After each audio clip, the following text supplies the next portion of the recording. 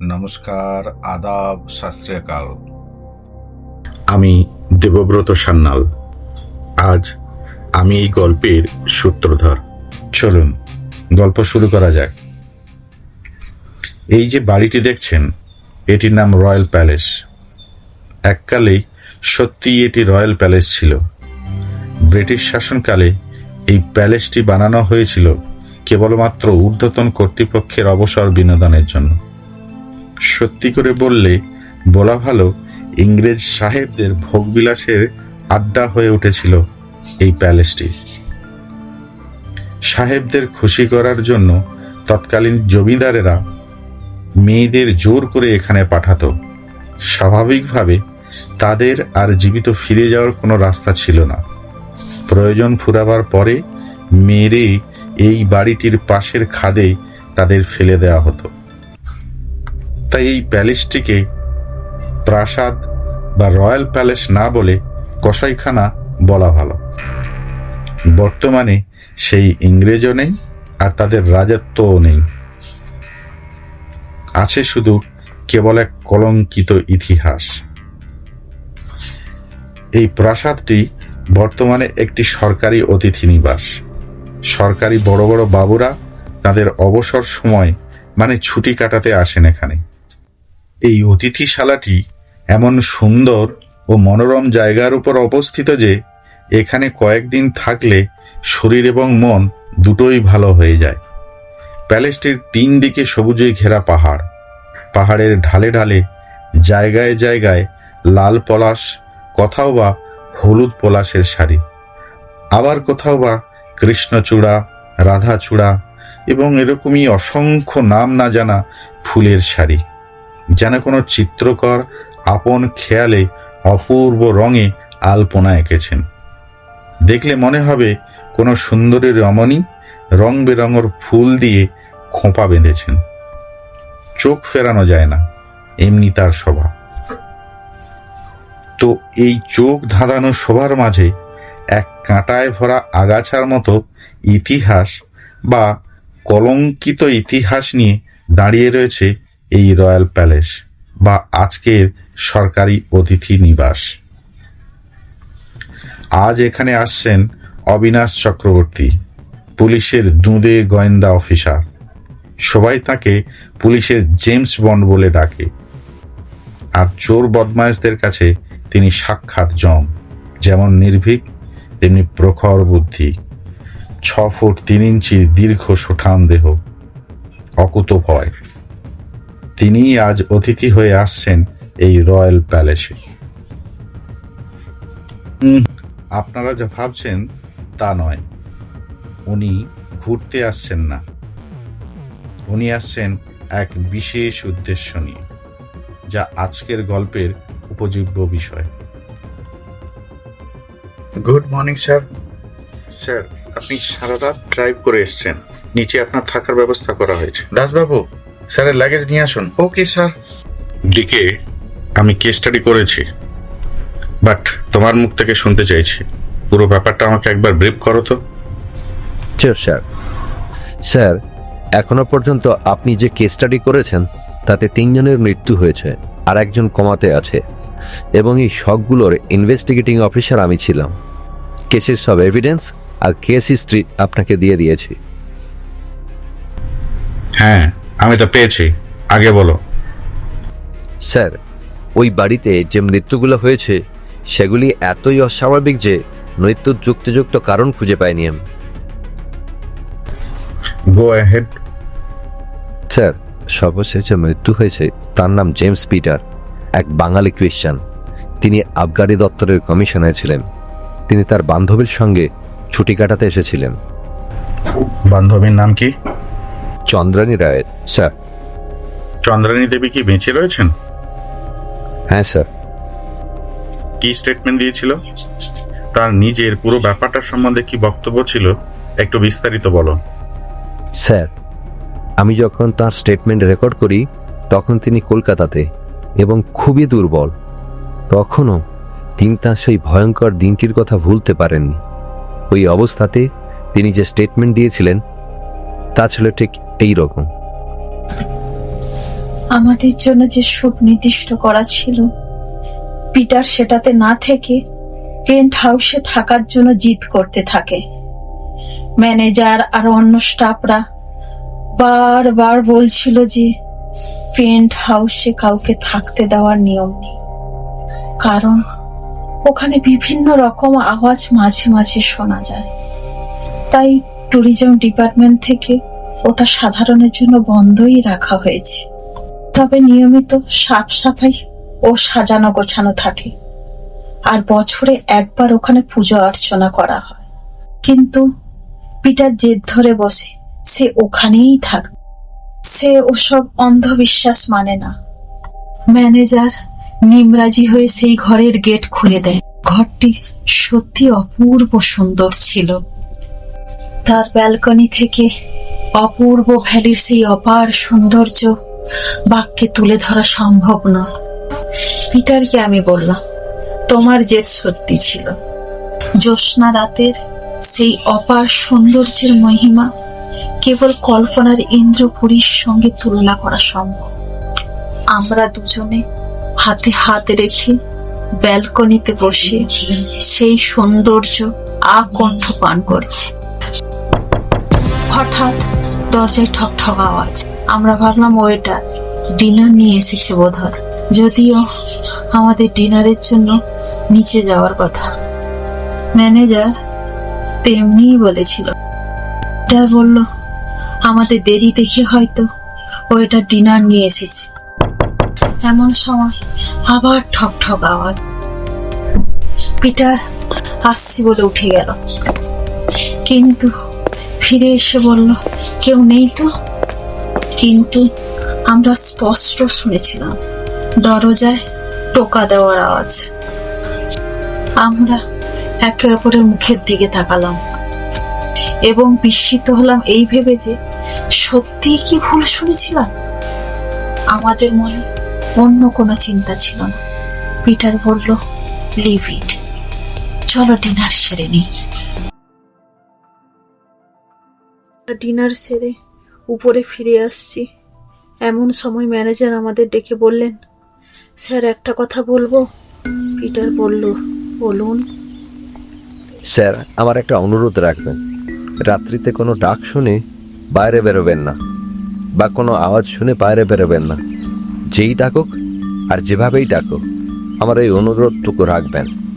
Peter তাকে আশ্বস্ত করে বলল, চিন্তা করবেন না, আমরা মঙ্গল গ্রহে পৌঁছে গিয়েছি, আর এখনো আপনারা এই অন্ধবিশ্বাস নিয়ে পড়ে আছেন, আর আপনাদের ভূতের ভয় দূর করে যাব। পিটার হাসতে হাসতে বলল, ঢিকে ঢিকে তারপর তারপর তারপর আমি তার ওই ফ্যাকাশে মুখ জীবনেও ভুলব না। তার মুখ যেন রক্তশূন্য হয়ে গিয়েছে। গভীর আতঙ্ক আর ভয়ঙ্কর সেই অভিজ্ঞতা তাকে যেন সম্পূর্ণ গ্রাস করেছিল। আমি তাকে জলের গ্লাস এগিয়ে দিয়ে ডাকলাম, মিস চন্দ্রানী, মিস চন্দ্রানী, শুনছেন? মিস চন্দ্রানী। তিনি চমকে উঠে আমার দিকে তাকালেন, যেন কোনো ঘোরের মধ্যে ছিল। বললেন, হ্যাঁ। আমি বললাম, তারপর? তিনি জলের গ্লাস থেকে কিছুটা জল খেয়ে আবার শুরু করলেন, কিন্তু ধীরে, কেন ভয়ঙ্কর আর বিভীষিকাময় সাক্ষাৎ মৃত্যুদূত স্মৃতির মধ্যেও তাকে তাড়া করে বেড়াচ্ছে। তিনি বললেন, মন তখনও যেন কুড়াকছিল। আমি একবার পিটারকে বললাম, দেখো তারা এত করে বলছে যখন, তখন কেন মিছিমিছি অজানা বিপদকে ডেকে আনবো। পিটার বিরক্তভাবে আমাকে বলল, তুমি না কলেজের প্রফেসর, তুমি ওইসব আজগুবি গল্প বিশ্বাস করবে? আসলে ওরা ওইসব ঘরগুলো বাইরের টুরিস্টদের ভাড়া দিয়ে ভালোই কামায়। আচ্ছা তুমি আমায় বলো, কাউকে থাকতে না দেওয়া হলে ওই ঘর অমন টিপটাপ সাজানো গোছানো কেন? আমি দেখলাম এ কথায় যুক্তি রয়েছে। আর ওই ঘরটি যেমন সুন্দর, তার চারিপাশে অপার্থিব সৌন্দর্য আমাদের এমনভাবে মুগ্ধ করেছিল যে আসন্ন বিপদের আভাস আমাদের সামনে থাকলেও তা আমরা নজর আন্দাজ করি, আর সেটাই আমাদের কাল হয়েছিল। আমরা ঘরে এসে বিছানায় শরীর এলিয়ে দিয়ে প্রশস্ত জানালা দিয়ে দেখি দূরে পাহাড়ের মাথায় পূর্ণ চন্দ্র, আর তারা ভাই দিক এদিক যেন জ্যোৎস্না স্নানে মতো। এরকম করে কত সময় হয়ে গেছে কে জানে। হঠাৎ একটা আওয়াজে যেন আমার শরীরে শীতল জলের স্রোত বইয়ে দিয়ে গেল। কে যেন আমার নাম ধরে ডাকলো। আর কিছু শুনতে পেলাম না। আমি আবার শোনার চেষ্টা করলাম, কিন্তু আর কিছু শুনতে পেলাম না। আমি নিজের কাছে লজ্জা পেলাম যে পিটার আমাকে খুব ভীতু না ভেবে বসে। তাই পিটারকে কিছু বললাম না। আমি নিজের মধ্যে থাকলাম এবং কান খাড়া করে রাখলাম, যদি আবার কিছু শুনতে পাই তাই। আর ঠিক তাই ঘটলো। কতক্ষণ পরে বলতে পারবো না। এবার আরো কষ্ট, আর যেন খুব রাগ করে বলছি, পালা এখান থেকে। আমি এবার আর থাকতে পারলাম না।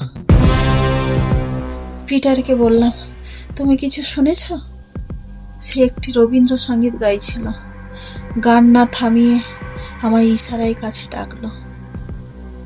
তারপর ও আমার হাত ধরে কাছে টেনে নিয়ে নাচতে নাচতে বলল, আমি তোমার ভূত।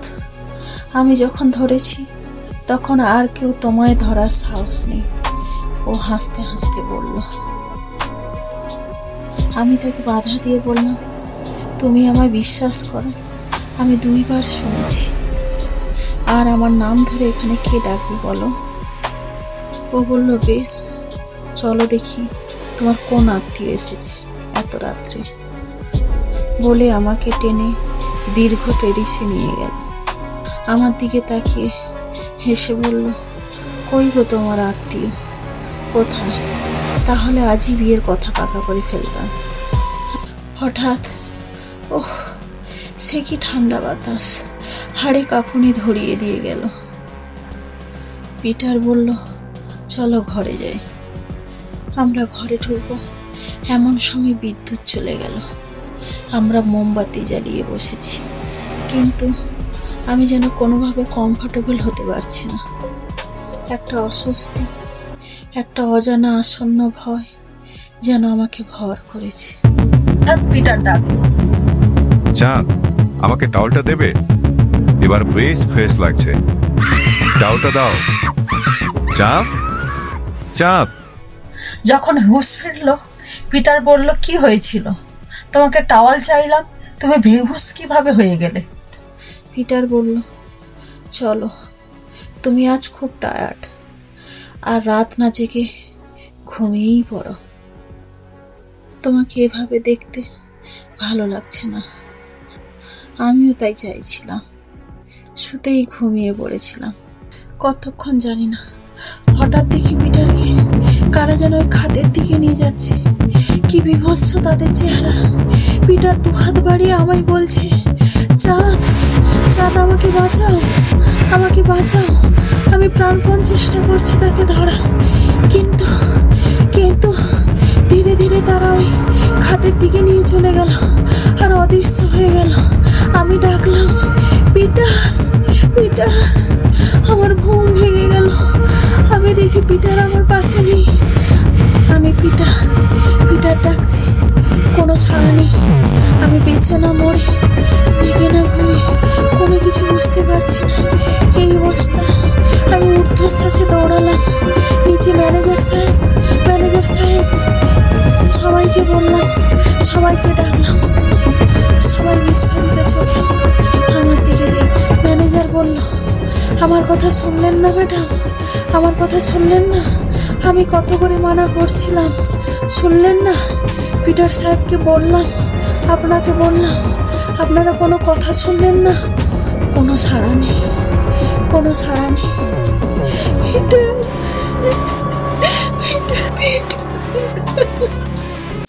থানায় কখন জানালো? তারপর ওরা আমাদের ফোন করে জানায়। তখন প্রায় রাত 3:45 হবে। আমরা আশেপাশে খুঁজে দেখলাম, কোনো চিহ্ন পেলাম না। আর পিছনে অদূরে গভীর খাদ, তার আশেপাশে জঙ্গল।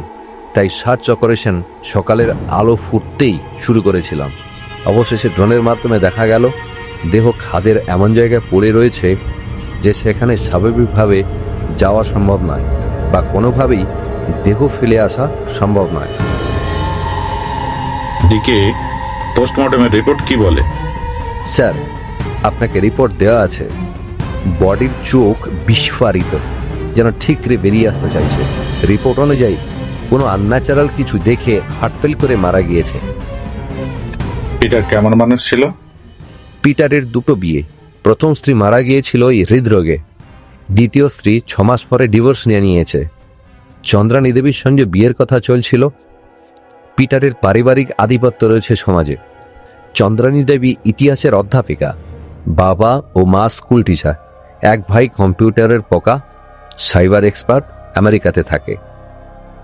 ওকে ডিকে, আমার জন্য ওই ওপরের পেন্ট হাউসটা রেডি আছে তো? দেখি রহস্যটা কোথায়। আপনি সত্যিই ওখানে থাকবেন স্যার? চিন্তা করো না ডিকে, তোমায় থাকতে হবে না। বাঁচালেন স্যার। আমার ওয়াইফ বলছিলেন যে স্যার ওইখানে জোর করে থাকার কথা বললে দরকার হলে চাকরি ছেড়ে দাও, জীবন থাকলে অমন অনেক কাজ পাবে। স্যার, আপনাকে অনুরোধ করছি, রাতে ওখানে থাকার দরকার নেই। আচ্ছা ডিকে, তোমরা আমার পিঠ পিছে আমাকে কি বলে ডাকো? বলো বলো, লজ্জা করো না। আরে আমি জানি, কিছু মনে করবো না, বলো। যমরাজ স্যার। স্যার, একটা কথা বলবো, কিছু মনে করবেন না। স্যার, যমরাজ নাম আপনার জন্য সার্থক হয়েছে। যে যে বড় বড় কেস আপনি সলভ করেছেন তাতে আপনার নামের সার্থকতা রয়েছে। তাহলে আমার নাম পাল্টে যমরাজ রাখি, কেমন? ছোট মুখ বড় কথা স্যার, সেটাই ঠিক হবে। তুমি হাসালে ডিকে, তোমার কথাটা ভেবে দেখবো। হ্যাঁ শোনো ডিকে, তুমি কাল সকাল 6টায় এখানে এসো, এই কেসে রিপোর্ট লিখতে হবে। Good night sir. Good night DK. কেমন বোধ করছেন sir? Good DK. DK, case diary লেখো। ওই 3 জনের আনন্যাচারাল ডেথ হয়েছে। অ্যান্ড ট্যুরিজম ডিপার্টমেন্টকে বলো ওই বিল্ডিংটিকে হন্টেড ঘোষণা করতে। স্যার, আপনাকে যেখান থেকে উদ্ধার করা হয়েছে সেখান থেকে শতাধিক মানুষের হাড়গোড় ও মাথার খুলি অক্ষত অবস্থায় পাওয়া গিয়েছে এবং তা ফরেন্সিকেও পাঠানো হয়েছে। স্যার, কি হয়েছিল আপনার সঙ্গে কালকে? যদি বলতেন তাহলে আমাদের অভিজ্ঞতা হতো, আর এটা রেকর্ডেও তো রাখতে হবে স্যার। কাল রাতের ডিনার সেরে আমি সোজা চলে যাই সেই অভিশপ্ত পেন্ট হাউসে। বেশ কিছুক্ষণ ঘোরাঘুরি করার পর এসে বিছানায় বসে থাকতে থাকতে কখন যে ঘুমিয়ে পড়েছি নিজেই বুঝতে পারিনি। আমার ক্যারিয়ারের এই প্রথম আমি কোনো ইনভেস্টিগেশন চলাকালীন ঘুমিয়ে পড়েছি। কতক্ষণ পরে জানি না, আমার অবচেতন মনে আমি স্পষ্ট শুনতে পাচ্ছি অনেক নারী কণ্ঠের চাপা কিন্তু ফিসফিস আওয়াজ। তারা যেন আমাকে ঘিরে দাঁড়িয়ে আছে, আর এত ঠান্ডা লাগছিল যে মনে হচ্ছিল যেন আমি খালি গায়ে হিমালয়ে দাঁড়িয়ে আছি। তারপর আর কিছু মনে নেই।